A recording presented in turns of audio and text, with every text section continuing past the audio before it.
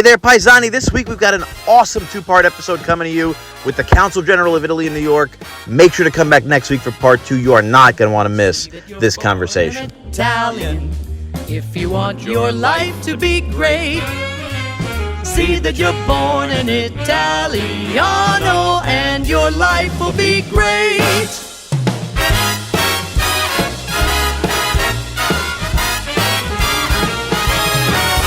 Some Donatello. That's a nice.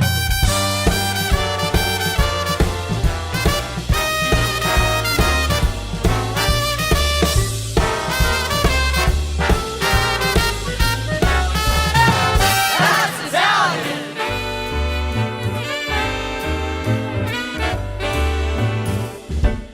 Hey there, Paisani, and welcome back to another episode of the Italian American Podcast. I'm John Viola, along with my partner in crime, the notorious POB, the Italian-American Wikipedia, Mr. Patrick O'Boyle. We are here at Red Sauce Studios at the crossroads of Italian America, Mulberry and Grand, in the heart of New York City's Little Italy, for another episode of your weekly dose of Italian-American heritage, history, and hilarity. And I'm super excited about this week's episode. It's been a while since we've been together in the studio, first and foremost, because we have a new baby, and I've been off, and then Easter came, and plus we have a new co-host joining us, coming out of the bullpen, back by popular demand. My neighbor, apparently, we found out when we met, Dr. Marcella Martin, is here with us, testing out how she feels about being in the host seat. Great 2 episodes we did together that everybody raved about, so we're really excited. So You're welcome. Very popular. You are very popular. Very popular. Yes, It's a change from high school. you don't have to tell me You're that. going to be our homecoming queen. Oh, thanks. And we got a great guest today. Really, this is a big honor for us. Tremendous honor. It is a tremendous honor, not only because of the position that he occupies. You know, we're Italians. We're a hierarchical people. We love a good title. There's no greater title than the Consul General to New York from Italy, but because you and I in particular, we've worked with a lot of Italian diplomats over the years, and this is one that I really consider a friend. So, Fabrizio Di Michele, the Consul General of Italy to New York, welcome. Thank you for coming. It's a great pleasure. It's really, I was looking forward to this occasion, so I want to say hello to all of you, John, Marcella, and Pat, and thank you for this invitation. I also all the people watching or listening to us. But I could not be more excited to have you come in. You've been so kind and gracious and engaging with the community over all these years, which went quick. You came here April 2021 to New York. Yeah, it's 4 years. That's amazing, really. It seems like yesterday. Indeed. And it was a rough time to come into COVID. COVID was still a factor. Yeah. So Indeed. the community was not up That's and running. busy.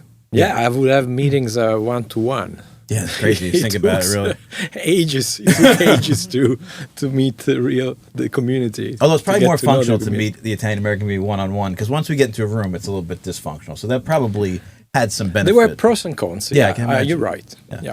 Tell us a little bit before we go into the career of diplomacy and the situation here in New York and what you found. Give us a little bit of your background. You're born in Palermo. Yeah. And knowing you now, I know your family's Sicilian and Abruzzese, is that right? Indeed. And you grew up where? Tell us a little I bit. grew up in Palermo. You did, and in the I city. feel Sicilian, actually. And the school I made there, and then university, I moved to Florence, where I got my degree in political science. And since then, I had my mind career in international relations, and notably in diplomacy. But my family is in Palermo. My father is from Pescara, but is a military, still there, 92. Wow. And, when Palermo plays against Pescara, now is supporting Palermo because it's been there for 50 years. Yeah. And believe me, I have half of my family spread over Abruzzo, every single city and places. And we are in touch. We have great, of course, connections. But I grew up in Palermo, so I'm Sicilian. Aren't you Abruzzese and Sicilian? That's you, Yeah. right? Your same wow. combination. Yeah, that's so funny. That's interesting. Yeah, my mother is from Abruzzo, a really small town in the Parco della Maiella. Ah, beautiful. Yeah. And My your mom Sicilian is side's Palermo? No. No, it's near Taormina, a little town. We spoke. Oh, I'm sorry. Off camera, they discussed their Sicilian side. Well, I was shocked that he knew my father's town because it's such a small town. But it really is like if you go to Taormina and you want to go to the beach, that's really the only Yeah, I option. mean is that's to go to famous. I Laterani, mean, yeah. I've been there lots of times when I was a teenager. Yeah. All that area. I think Sicilians, I'm a quarter Sicilian. My mom's father's Sicilian, but my mom's mother, who's from Puglia, sort of became Sicilian. It is a little bit of an overwhelming culture, I think. It's just distinct enough that right? Is that fair? I've really read a lot about it, and I think being an island has contributed to safeguarding a stronger identity. Yeah. Though it's a shattered identity. Yeah. Because it's thousands of years of many different people coming and going. Yeah. But it's part of the richness. We have the quintessence of the Mediterranean spot. Yeah. Absolutely. Which I like to think is open-minded with no prejudices. I think it's less and less true. But, compared to other parts of Italy or of Europe, is surely still true. Italy keeps its prejudices for the next town. That is very true, yes. That is very true, right. You're probably more likely to be anti the city across the island than you are. That's very Well, I think Italian. sometimes, like the Catania side, Messina feels a little bit like that about Palermo. Oh, there You know, is at rivalry. times, yeah, I mean, there's- this has been transferred mainly in the sport and soccer. Yeah. But there is rivalry. There are historical reasons for that. Yeah. It's not as strong as you can get in Tuscany, where you have cities or villages 5 kilometers away hating each other. Yeah. But all of this is part of our history and culture. We are very localistic, how can I say? It's a campanilismo, we call Yeah. it.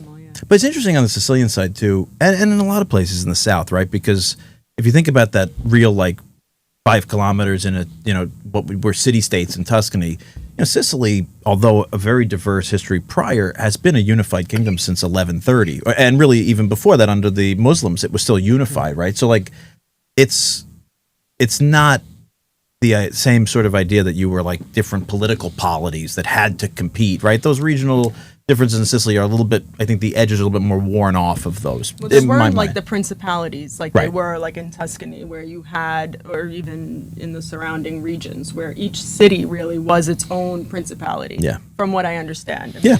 It didn't exist like Magna Grecia was Eastern Sicily. Yeah. that. Yeah. Okay, Arabs were more on True. the western part. Very true, yeah. And the rivalry with Catania possibly arose also from the fact that Palermo was the capital and Catania was a minor city that then, they're still very different cities. Yeah. They are very much Catania so. is much more entrepreneurial Yeah. and it's not Palermo is like itself. Yeah. More decadent, how can I say? I think one of the really amazing things when you go to Sicily is just sort of going around the island and seeing all the different types of architecture. Yeah. If you're in Palermo, Yeah. there's one very distinct style. You still see the remnants of the Arab cultures. Then you go to Noto, and it's the Sicilian Baroque, and it's this incredible. But of course, you can go even further back, and then you have, Agrigento, and you have Siracusa, and all these places where you still have Roman Colosseums not too far from a Greek amphitheater. Yeah. And it's really, you just sort of get this entire, you can cover the whole Mediterranean history just Exactly. driving That's around a classic Sicily. representation of Sicilian Amazing. history. Yeah, it's Amazing. It's incredible. It's a very special place, and I think it informs. You talk about the sort of flexibility of the personality, right? And you're going into a diplomatic believe so. life. Yeah, I think that's really true. I think I really believe so. I mean, I feel it in any case. And there's been a good tradition of Sicilian diplomacy in the Italian diplomacy. Not as good as Neapolitan. Is that tradition. right? Yeah, yeah. Really? It's very strong. Oh, sure. But I Think of the brain. The Neapolitan brain. Always making a deal, saying one thing to you. let's Sicilians are direct. Neapolitans are more creative. They are, That's yeah. it. I think Sicilians are more aesthetic, right? We always talk about the Sicilian bread being perfectly, especially but the Neapolitans are more creative, solution driven for sure, right? I always think of They're out of the box thinkers. out of the box They thing. like to think out. They get a pride that they thought out of the box. That's very true. But they do it naturally. They don't It's in the think about it. personality, yeah. Yeah. It is really true. You could say what you want about stereotyping people, but I think in Italy, there's a lot to be said about the sort of standardized ideas we have on the different peoples up and down the peninsula and the islands. It's true. But you go to Florence to study international relations and then join the diplomatic corps, which for the audience out there that doesn't kind of follow these things, it's a bit different than the United States. Obviously, we have career diplomats, but then positions, particularly in ambassadorships, they're often political appointees, relationships with the president or whatever it is. In Italy, it's a very professional track career. You don't have a political appointee as a right? No. I think there's been one president that I can recall, and he shorted very, very few months actually. But usually, all the ambassadors and the most important positions are coming from the service. So professional careers. We are not changing any position when the government changes. And of course, the diplomatic counselor or the prime minister, the chief of staff of the Minister of Foreign Affairs, but that's all. Right. I myself, at a certain point, I was a young counselor in the cabinet of the Minister of Foreign Affairs.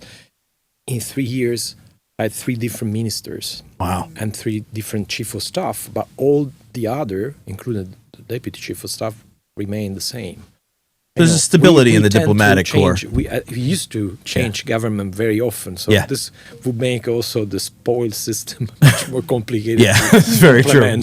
Yeah, it's kind of a nice thing, and that's probably why we always talk about Italy used to change governments. In our childhood and adolescent years, it was the sort of running thing, right? But at the same time, you were kind of only changing that top echelon. So there was a stability to the Italian state, and there still really is, right? You know what I used to think as a kid? You're going to think this is really crazy. You'd see a brand new government, but everybody was so well dressed.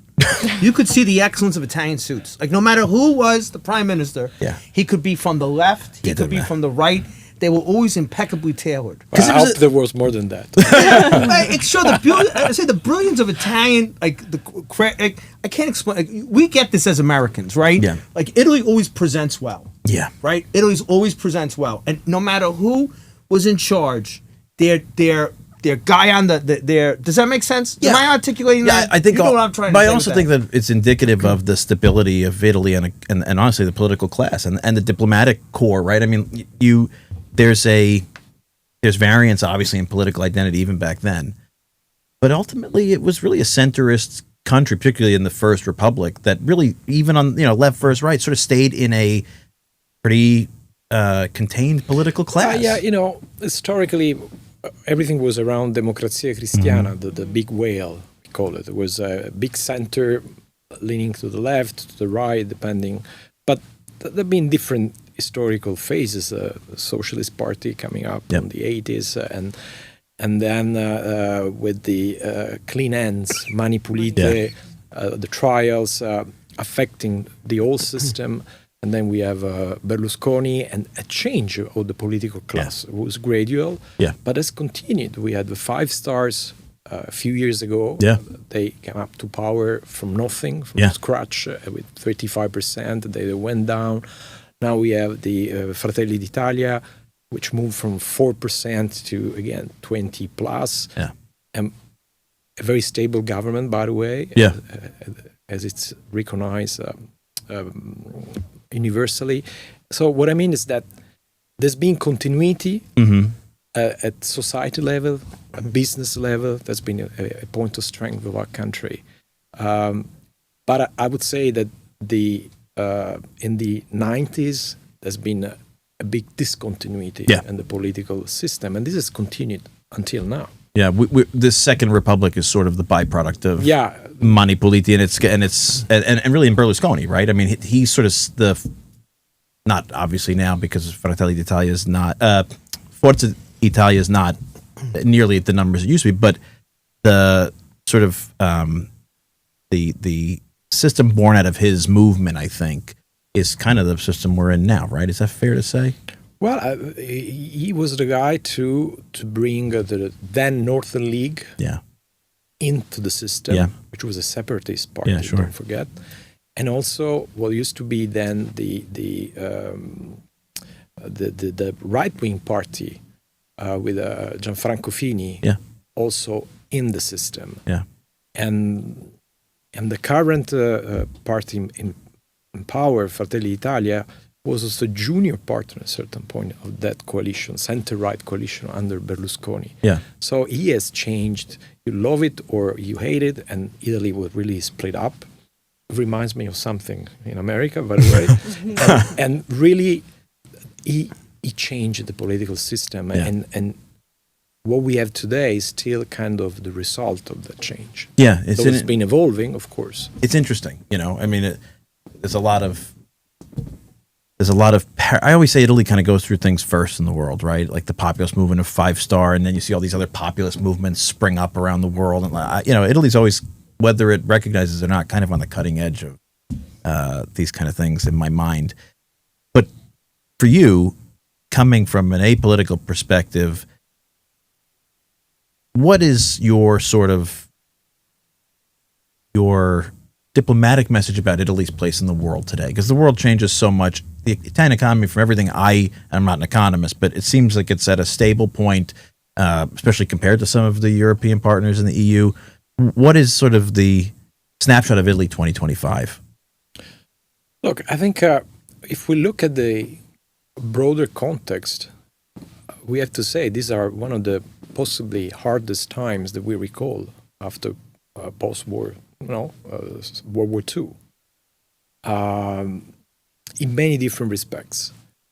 In Italy, we do have a stable government, quite a thriving economy. Yeah, of course, there are always some cracks here and there. We have a public debt, which is huge, but which is mainly in the hands of Italians. Don't forget this. And lots of very positive signs in terms of dynamism of the innovation ecosystem, this incredible capacity which has been really a constant feature of the Italian economy, of our small and medium enterprises to adapt and remain competitive, and takes the export to the US. Okay, it's a good, how can I say, a litmus test of our economy. Exports have been growing constantly and breaking every record year after year, notably after COVID. And what many people ignore is that what we are exporting mainly to the US is machinery, number one. 24 was, the second item was pharmaceutical and chemicals. Third, there is fashion. Fourth, high tech. And then you have food and wine. Wow. Growing steadily, of course. But then you have other voices like automotive, which are really strong, and maybe they're going down like everywhere. Like everywhere, yeah. And this, how can I say, the structure, the strength of our economy is based mainly on thousands of medium enterprises and small enterprises. Medium enterprises are notably those exporting more, and they can adapt so well. Yeah. When I was the head of the unit, the department, I was covering Russia and former Soviet Union countries before coming here at the ministry in Rome. And there were sanctions. There were the first war, Russia took over Crimea, and there were civil war, so-called civil war in the Donetsk, in the Donbass. And I recall that because of the sanctions, the counter-sanctions by the Russian government, the Italian export to Russia in a few years shrank a lot. And this affected, our economy, especially some regions. In a matter of 2 years, most of these exports had been basically rechanneled towards Poland and other countries of the region. And today Poland is importing twice as much, even more than twice as much as Russia. Wow. And nobody can even imagine this, but that's what's going on. And that was I was kind of direct witness of this capacity of our entrepreneurs and companies to adapt and search for the right market and innovate also, because you have to be competitive. It's about technology, it's about productive process. At the end of the day, the quality of our products. Yeah. And it's working. Yeah, we have this stereotype in the world, right? You think about Italy as the exporter of culture, fashion, food, and things, but people really don't understand the presence of, like you said, machines. So many of the world's machines that make machines are made in Italy, of technology, of pharmaceuticals.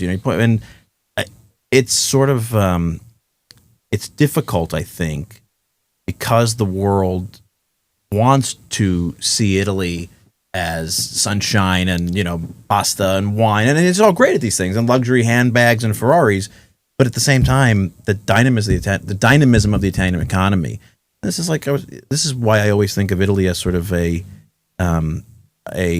forerunner of other trends, because those small and medium enterprises, they're the future of the world, right? That flexibility it's harder and harder for these big, clumsy conglomerates to compete. So, I think Italy has a unique task of trying to say to the world, and we talk about this all the time, and it plays into Italian America, right? Where's the line between coming to this cultural behemoth, right? Nowhere in the globe has ever been more impactful culturally, even the United States post-war. You look at the entire record of humanity. How do you celebrate value and use that as an attractive piece, but also say, hey, this is a country with so much more that you rely on? It's a tough dichotomy, I think, for Italy, right? Yeah, you're right. I mean, we are very happy that Italy is identified with the beautiful beauty, history, culture, art. It's basically a truth. I mean, it's a historical truth. And it's only natural that when people travel, and notably Americans travel to Italy, they're amazed, and they can sense also the different sense of quality of life. Okay, there are some stereotypes there, maybe overdone. There is an exaggeration because lives in the big cities is not that dolce vita all the time. But in reality, when you look at our natural attitudes towards life, there is still a sense of enjoying life, which is lingering.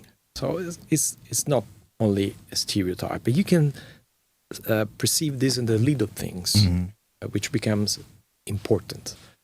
But the fact is that sometimes I feel that Italy remained kind of bound by this image, and there is much more that's hard to communicate. So the challenge also for us as a diplomatic institutional representatives abroad is to show that Italy is, of course, about food, fashion, lifestyle, exclusivity, quality, you name it. But it's also about other stuff. It's about innovation. It's about research. It's about creativity and tech. And of course, due to the very fact that most companies are small, there is no real public communication there.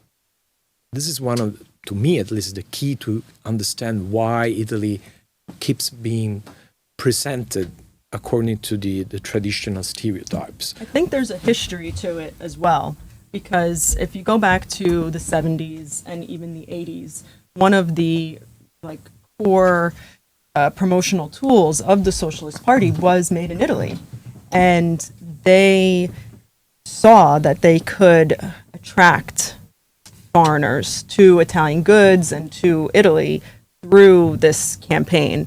And it's interesting because I think what we see now in 2025 is sort of like the culmination of all of these years of pursuing that vision of Italy. And even then, I mean, in the 70s, the metal components of machines were still the largest import even then for the U.S. But it wasn't desirable. Nobody cares about a piece of metal in a factory, right? And I'm not the first person to say that. It's really about how do you engage people. And in order to engage people, you had to sort of get to their tastes and their interests, their desires. And so Made in Italy was, Made in Italy meaning like fashion, food, etc., was a perfect way to sort of engage people with the Italian economy and tourism and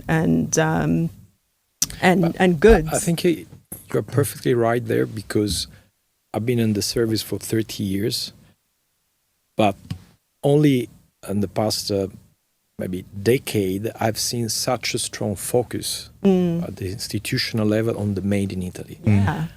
I mean, there's been let's say, a move in terms of the focus of our diplomacy from the traditional hard diplomacy or political issues to the promotion of Italy. Yeah.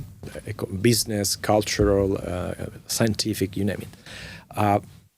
But this has become, in a way, much more systematized and structured in the past few years. Well, didn't they just change? To the point that change? we have now a ministry, Yeah, the which is of ministry. the enterprises and the made in Italy. Yeah. So we now are institutionally fully within this brand of the made in Italy, which is quite a powerful brand all over the world. And part of our job is to promote further this brand. I wonder, though, I mean, just thinking about it historically, like I was saying, if you look at how long this has been going on, now it's sort of been institutionalized. There's the ministry that's literally called, something made in Italy. If now is the opportunity to sort of step back from that and consider some of these other areas of innovation and to promote those things as well, whether it be the metallic components or if it's pharmaceuticals, etc. Because in a way, I wonder if the touristic image of Italy sometimes overshadows all of this other important contribution. Well, let me tell you, when we promote the made in Italy, it's not only about food, fashion, furniture. Actually, especially in New York City, it's rather the other way around. We want to shed light on other areas. I can give you very concrete examples. We are celebrating since last year the Made in Italy Day, which is a decision by the government. And we just celebrated on April 15, which is the birth date of Leonardo da Vinci. And what we do around the world, all the embassies, consulate, organize events about Made in Italy. So this is my second event in New York City. It was last week, actually. We brought 3 pharmaceutical companies, quite big, all of them present in the tri-state and elsewhere in the United States. So they've already invested here. They are producing, they are doing research and development, but they also, and they remain Italian-based. So we of course, told the story, the history and the stories of these 3 companies.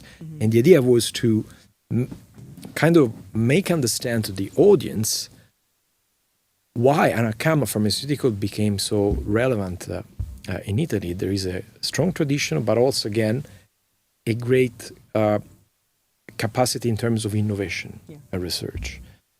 And even, which is less understood, a growing capacity to invest abroad. Because having small and medium enterprises, we had never had the investments that other big European countries have abroad. But yet, today, the stock of Italian investments in the US, I think it's around $42 billion, is much more than the stock of the US investments in Italy, which is 29, which is telling. And we see this process growing. Notably after COVID, there's been a spike because, with crisis in China, with the war, the invasion of Ukraine, that part of the world was kind of out. So who was not already present in the US tried to get in. Who was already present tried to expand, and this is continuing right now. But to go back to this promotional Made in Italy, our first event at the Consul General last year was with a company that maybe you heard about it or probably not, which is called Cimolai. Okay, they are based in Pordenone, so northeast of Italy. Why they are so relevant in New York City? Because if you take the most iconic buildings of New York City over the past 20 years, the Oculus, the Edge, the Shed, the Vessel, they've been built up in Pordenone. Did you know it? No. I did not know it. That's why we made an event about it. See, it's so and important. we showed the pictures of the Edge built up in Pordenone, then dismantled, brought here. I don't think people would even think about that. No. The designer, the architects were New York based, but they chose Cimolai because they were the only one able to work the steel in that way. It's about a unique capability, which is Italian. Yeah. Yeah. Maybe the Germans can compete. In other areas, they are stronger than us. But Shimolai took all of these bids by the New York-based architects, and there is a reason for that. Wow. And you're right. Nobody would have that conversation. And it's interesting because you said earlier that the small and medium enterprises don't have the capacity for public relations.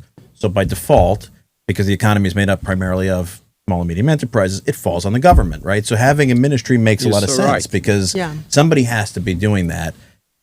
And that was the Trade Commission in the past. I mean, the Trade Commission in the past, which is now the Italian Trade Agency, they took on the role of supporting these small and medium companies because they needed a way to communicate. And so historically, they were even helping them understand print advertising, advertising in magazines and things like this, because it really did all sort of come together in the 70s and the 80s. But the trade agency is still key and in supporting our companies.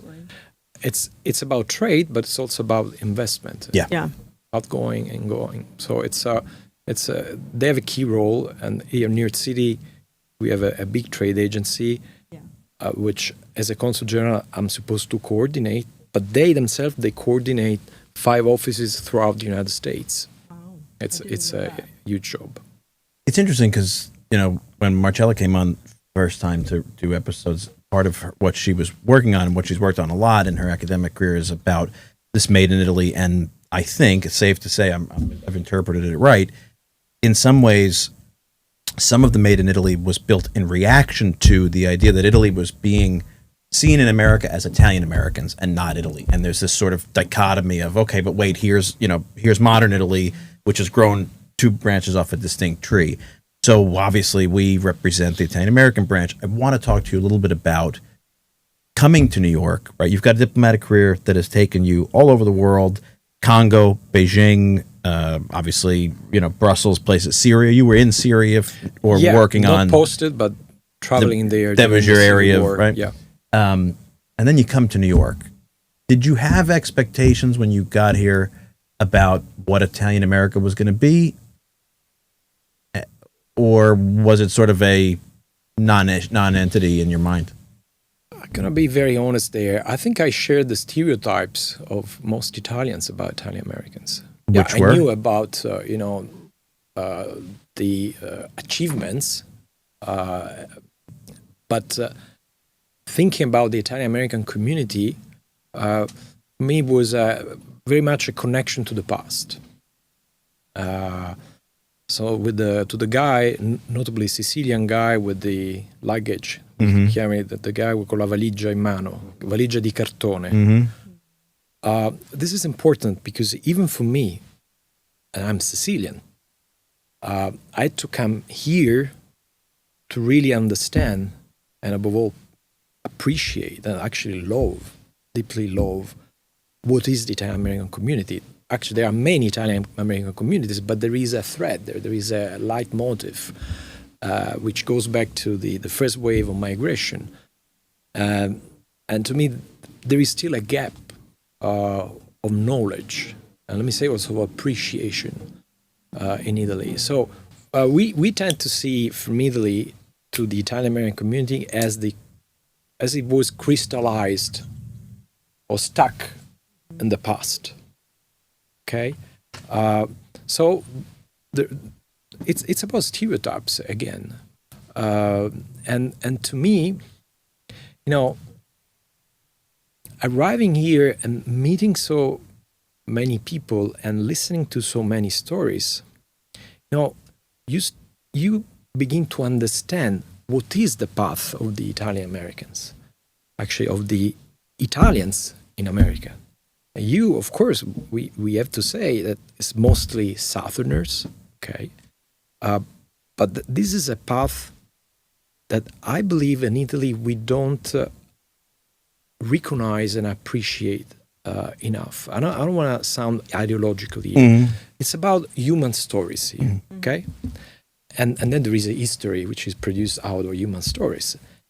And when you tell the story of the hard work, sacrifices, discrimination, if not racial hatred of the beginning of last century. Okay, the first wave of migration. We are supposed to know, but you have to hear those stories, know those people or their children and grandchildren to really appreciate all the trajectory of the Italian Americans. And when you see them today in the leading position of every industry in this country and as a key contributor to the, let me say, to the richness, the wealth of this country, we gotta really be proud. Not only Italian Americans are naturally proud, but us as Italians. But there is a gap, in my opinion, of knowledge, plus some bias. Let's face it. Yeah, I was going to say that I think, when I came on the first time, I was working on some research relating to social media and the power of the internet now to sort of bridge these two worlds. And we were saying earlier about how important the youth cultures are to all of this now. And of course, they're the ones that are primarily online. But it's interesting to see how much interest is being generated in Italy right now. And I'm sort of tracking this as I continue to think about this research in Italian America. And it's really sort of fascinating to see people say things like, wow, I had no idea that Italian Americans still spoke Italian, or I had no idea that, they continued this feast or whatever it might be. There's a lot of misconceptions, I think, about Italian America. I think the revolution is Instagram. Yeah. I agree. I think Instagram it's the new communication, because the difference with Facebook is wordy. Yeah. It was built on a wordiness. Instagram is a limited word, and it's visuals. So I saw the south of Italy's Easter traditions, like Holy Week, which we got from the Spanish, right? The Spanish royalty, vice royalty comes to Naples and brings a Spanish tradition to the south of Italy. A film producer. They came to Sicily first, but okay, yeah. Oh, You're surrounded. You're welcome. So give me that. All right, thank you, whatever. Anyway, keep going. Yeah, Yes, Naples, the kingdom capital. So, but I see now. So I was talking to an American movie producer who was talking about documenting, doing documentaries. And was talking about Holy Week in Spain. And I said, yes, Spain is off the charts. I said, but the south of Italy has so much. And he was like, he had no clue.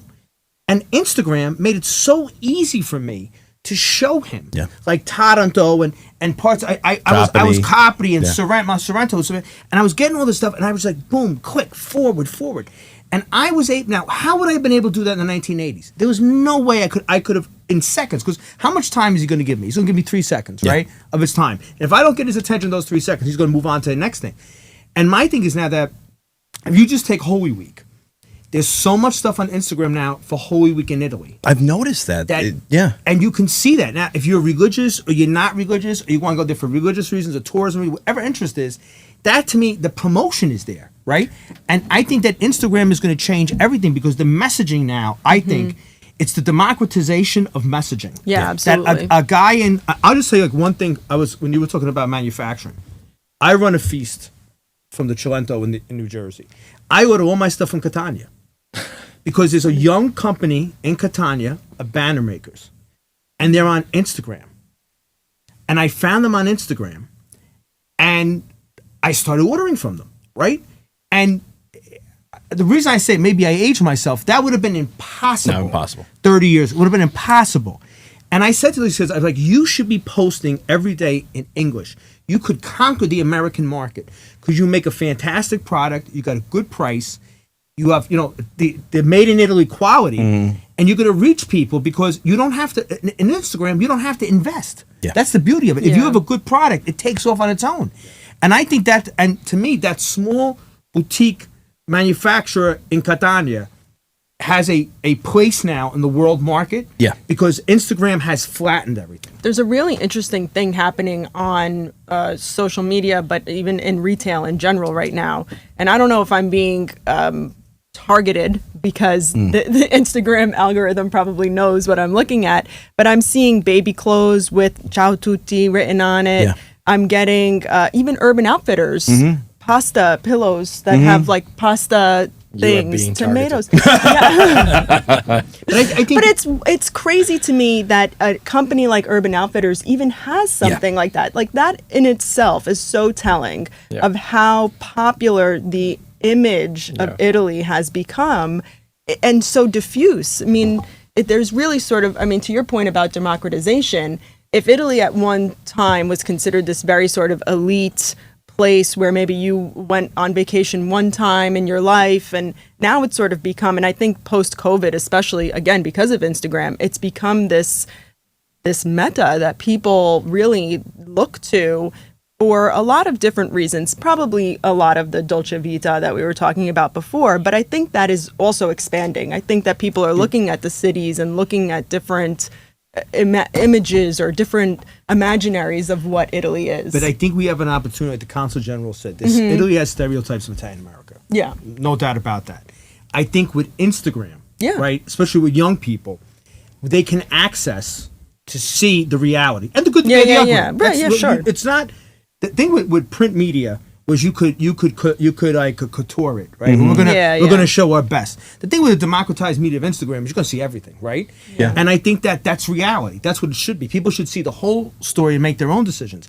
And my hope is that our biggest problem is a language barrier, because if Italian American stuff was in Italian language, right? If we were better at that, it would be more easily digestible in an Italian palate. 100%. Because the first criticism we always get in our comments is that we don't speak the podcast isn't in Italian. Right? That's the first sure. criticism. So if you're an Italian American podcast, why aren't you in Italian? Because you have.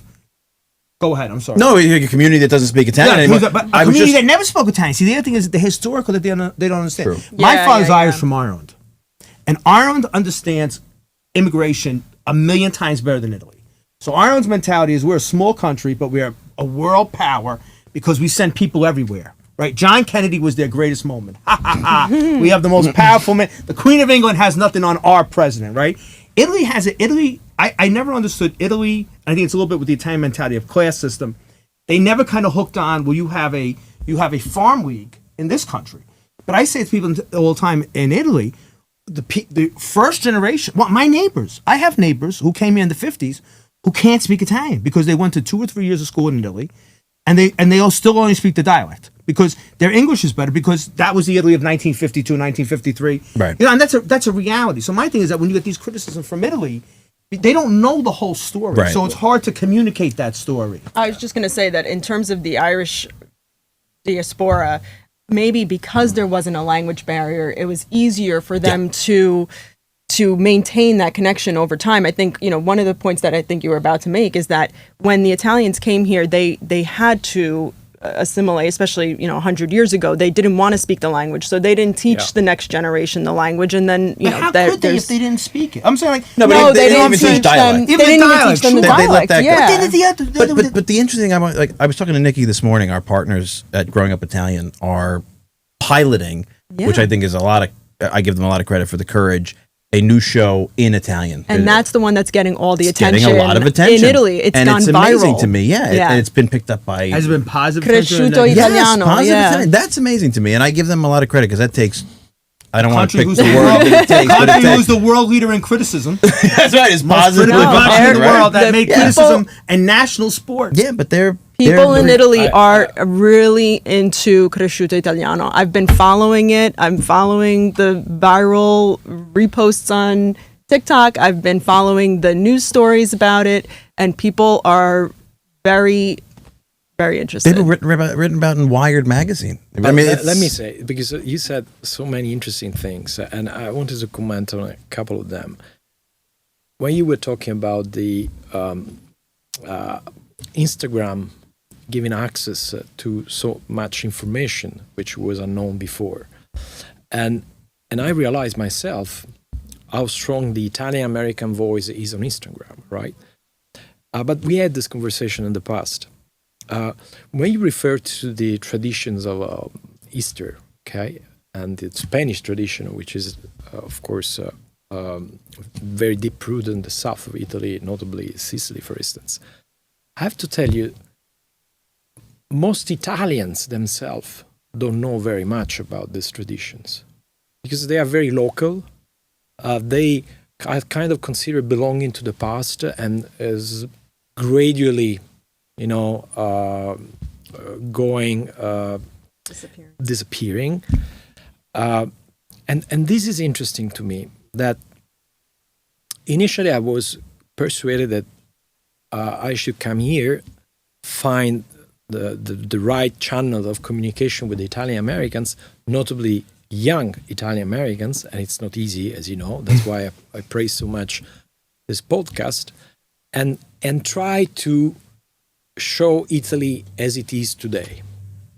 But then I realized, also thanks to you actually, that Italian Americans youth might not be interested that much on Italy of the startups, of the high tech or whatever, because they get it here, they get it how much they want. Right. They're much more interested in their roots. Right. So, I have to be very honest. When I look at this blog or Instagram pages of Italian Americans, these are all or mostly about stereotypes from my perspective. A lot of them are, It's about nonna cooking. That's what we like. There is But that's what we want to talk about. I get like, you can't talk about it. Well, that's what we want to talk about. Like, what are we supposed But to it's do? an interesting Yeah. cycle, though. It could easily become a trap. Yeah. Right. And I find that, like, there's a difference between celebrating the fact that you have your grandmother cooking and there's old traditions and old things, and then letting it become a parody. And a lot of these things become there is parody. also lots of irony, self-irony, which Yeah. is good. Yeah, which it's is exactly right, important. yeah. I mean, there is also reference to the offer you cannot Right. refuse. There is a lot. I mean, that's part of the a little bit game. too much for my taste, but yeah. Yeah, and I agree. But I think this is important to understand, that even for most Italians, this tradition are not they don't belong to their identity anymore. It's more about their. But that's why we're not Italians. We're Italian American. That's what we're doing in Italy. We are. Know what I figured out in Italy? I had a huge moment. John and I know all this royalty, all this Italian royalty, right? The people we used to go zappa for, right? Now we know them, right? And I sit around them and I'm like, they're different than us. I had to learn that. So they are. I found out, to make a long story short, that all these Italian Americans, 87% that came from the South, we are farmers. We are agricultural people. We are people that came from farms. And that is so ingrained in us. When you get to Italy, why are we getting into goats and cheese and planting stuff? Because that's what our roots are. That's where our people came from.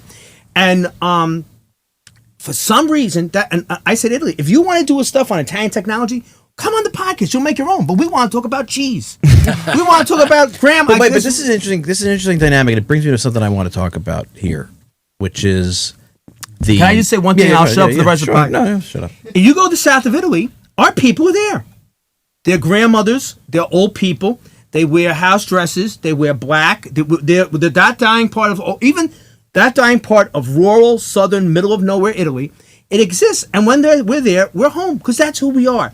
And in Italy, very big, prominent people and industrialists, they smell that on us. I had Italian, a guy from Italy, who was a very powerful economic guy who was my age, and he said something to me. I was at conference Industria, conference Centi. I get all the conferences, I get confused. I was at one of them, and I was in Campobasso, and I was with farm people. And I was talking to the farm people, and he said to me, he goes, in perfect English, with that little bit of British accent that just shows you he went to the right schools. He said to me, do you know why you... And he didn't talk to them. He was standing... And he was my age. He was young. He was standing on the side. I was like in my early 30s at the time. He goes, do you know why you get along so well with them? Because you're one of them. And I took that as a compliment. I was like, yeah, that's cool with me. I've got no problem with farmers. And I think that Italy has to give us a break and understand that that's where we feel at home. We feel at home. And I understand, to be fair to Italy, Italy wants to show their technology and their industry, and thus they're not a backward. That's great, but you got to do that yourself. Just learn good English and do it. I want to say there's a trap here, right? And here's the thing, and it relates to a topic I want to touch on, which is citizenship, the Italian citizenship and dual citizenship, where it's going forward. Because part of the entire, for the audience that's uninitiated, there's a significant change in the interpretation, at least, of laws and the activation of these things around Italian citizenship and dual citizenship. the past couple of months that's been really traumatic to a lot of people here in the United States. And it ultimately leads to a question of what it means to be Italian. How is that defined as both an ethnic identity, at least in this country, and a national identity in Italy and beyond, right? In a modern context. And I think what happens for Italian America as we lean into some of these older things that you're right are familiar to us because of the authenticity of what we came from, right? It's easy to fall into a trap of like they become a meme or a parody or a stock kind of genre of like, oh, Nona doing this, or then the Godfather stuff. Like, it's an easy trap to fall into, and I think a lot of entities do, and it bothers me. And my attempt is always to try to like, let's bring us back a little bit this way. But also, what happens is, in a world where ideas on identity are not what they used to be, right? Like you point out all the time, in this country, you used to be identified by your ethnicity, and we as Italians were considered an ethnicity. And then somewhere in the 80s and 90s, the way that the government even looked at these things changed to race. And so like, okay, now you're white. I don't feel white like the guy whose grandparents were pilgrims. I don't have anything connected to. So it's now for us as a community in a world where I feel something genuine and authentic is harder to get to because you're doing it through the screen, or you're doing these sort of ephemeral, like today I'm going to be, I identify as a farmer, and like, how many people are dabbling in making bread and then dabbling in this identity and that. You crave the authentic. And for us, for better or worse, that authentic is the sort of agricultural Southern Italian root for a good portion of our community.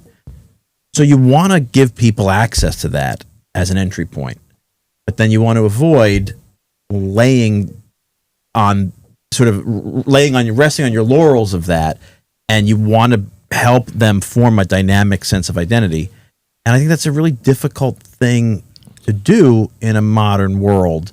And I think people all around are struggling with how do you identify with the trappings, traditions. We are in a cataclysmic time. We really are. We are in a time of disruptive change. Yeah. Because for me, at Cinquantana, 50, I started college in 1993, and we had typewriters. That's God's honest truth. Yeah, sure. Papers we were had typewriters in high school, yeah.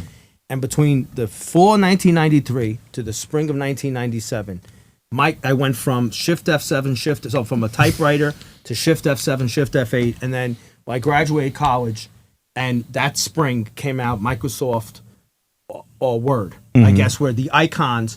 I remember sitting at a computer, and and I forget what shift was what shift, and you could now click on a scissor to cut and move stuff, right? So from paper, where you couldn't screw stuff up because you had to get it typed. So what I'm trying to say is that in my own lifetime, right, I started college. I was the first class in Seton Hall to get email, right? And by the time I graduated law school, there's attachments. And the same revolution of democratization of Instagram is part of all that, right? We've experienced a revolution. But I can tell you, because I've taught college for many years, the one thing that blew my mind, I had Japanese exchange students. And now there's cultural differences with Japan, 100%, just the way their schooling is, but they were so similar in the early 2000s to the American kids. And I thought back to what's the big interclash of America with Japan is Pearl Harbor, right? So I said, if not in the spring in the fall of 1941, if you had taken a Japanese student and an American student, put them in a classroom, they are a million miles apart. But I have them in a classroom now, and they are so similar. They're dressing the same. They listen to the same music. So my thing is that countries that are so different, like Japan and the United States, we now have a global, and I've said it, a post-ethnic generation. So I talk about, let's be fair to Italy. You go to Italy now, Italy in the 90s was a different world. Someone my age in Italy in the 90s was a different world. An Italian kid and an American kid was a teenager now. If you take my teenage years in the 90s, there was such a distance. They are so similar now. From Instagram, we are now creating a truly global culture that we can't stop because technology is going to make it happen. And I don't know. It's going to be the kids, like God bless you, your children and your children. They're going to have a world, I think, and I don't know. I really don't know, but they're going to be living they're going to be digital natives to the extreme. They haven't grown up with all this. What is ethnicity and culture? What's that all going to be in the future? Who knows? We might be at the end of and look, I mean, not to talk about the citizenship. I mean, I do want to talk about the citizenship but then the question becomes, if the laws and interpretation are changed, and you're not Italian because your great-great-grandfather was, you're only Italian maybe because your grandmother was, or whatever it is, right? Then how do you address that there's significant populations of people born in Italy who are not of Italian ethnicity that haven't gotten a passport, right? So that there's yin and yang to this interpretation. So can you give the audience a little sense of where the government is? There is a lot. I mean, we would need a couple of podcasts because I wanted to continue on the previous conversation about this gap between Italy and Italian Americans. And I recall a big Italian American guy, a millionaire, telling me his first business trip to Milan, when he introduced himself to the counterparts as I'm Italian, because if you can't come from the US, you have Italian origins, you say I'm Italian, you feel Italian. That's how the people are categorized, right? And the other side, we no will to be nasty, but have to kind of point out, no, I'm sorry, we are Italians, you are Italian Americans. Right. We're just American. Yeah, we're just American. And what was very telling for me, enlightening, was that he was very honest in telling me that I was wounded by this. 100%. And we can't understand this because we don't understand the sense of ethnicity and the sense of being an Italian in America. I had to come here to understand it. So that's another gap you have to bear in mind. That's the point of the farmers, okay, peasants actually. And I fully agree with you. It's still there. Also in the perception. It's a little bit about north versus south, but it's very much urban versus rural. Yeah. Because, again, I come from Palermo, not really the north of Italy, and in that city, I would sense the same stereotypes as people in Milan. It's urban versus rural.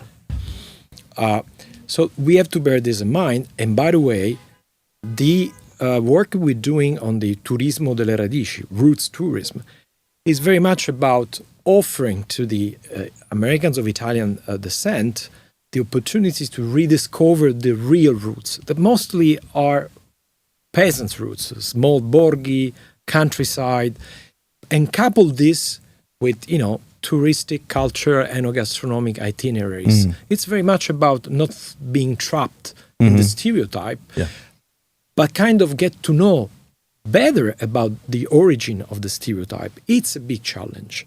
And again, I still sense as a average Italian, urban Italian, a distance of those traditions that Italian Americans have crystallized throughout the century here, much better than Italians themselves, and what Italy is today.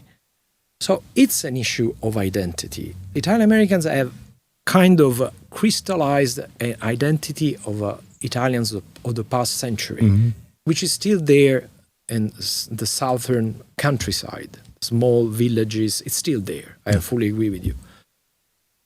But what's the point here? The mutual understanding of this, because we have to discuss about this to realize what's behind. And if we don't discuss it, we don't realize it, we are stuck in stereotypes which lead to lack of respect. Yeah. That's the point. Yeah, 100%. And believe me, I sense this even among lots of Italians of New York City. Okay? Whatever their background, their origins, they say, well, there is Italians, there is Italian Americans, which is true. But until they need a favor. When they need a favor, we're like, am I going with this? And it changes. What I'm trying to say, and I give an example. When I saw for the first time Mother Cabrini, the movie, as an average Italian, I knew nothing about Mother Cabrini. In Italy, nobody knows about Mother Cabrini, okay? Differently from the Italian Americans. So I said, we have to ensure that all Italians, especially in New York City, in Italy would be more difficult, but they must watch this movie. They must know the story and the history, actually, of Italians and Italian Americans. And whoever saw the movie was really so striking, so impressed, inevitably, because it says a lot of what happened 1 century ago and all the trajectory, the path of the Italian Americans. So there is a need there of more conversation, or more exchanges, in a very frank way, very honest way. Now, to your point about why Italy is not Ireland, the language is an issue. Okay, we like to project this idea. We have 80 million people of Italian origins around the world, which is one of the biggest numbers. I think only Chinese are more numerous than the Italians. But when you look in terms of our real outreach, or how can I say, the real cultural imprinting, I can say. Yeah, imprinting, yeah. It's quite weak when you look at these numbers. Okay? And of course, the Italian Americans became one of the vehicle or instruments of the made in Italy. If you want your life to be great, see that you're born an Italiano and your life will be great. See that you're born an Italiano